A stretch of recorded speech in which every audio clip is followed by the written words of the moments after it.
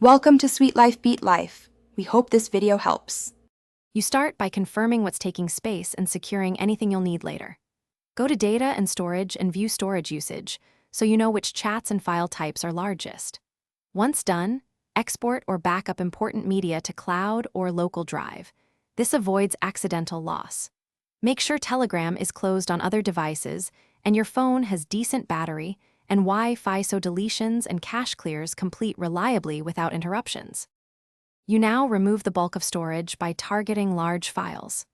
Open each heavy chat, tap on media, filter by size or date, and delete files bigger than 1 MB or older than 30 days.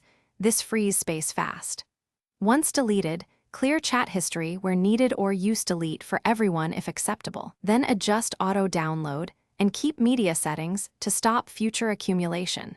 Set photos and videos to Wi-Fi only and reduce keep media to weeks rather than forever. Finish by clearing the app cache so temporary files are removed. Go to Clear Cache and choose Categories to purge.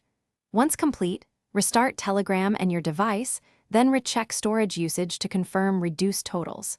If space hasn't improved, make sure you cleared media on all linked devices and that Telegram has permission to delete its local files.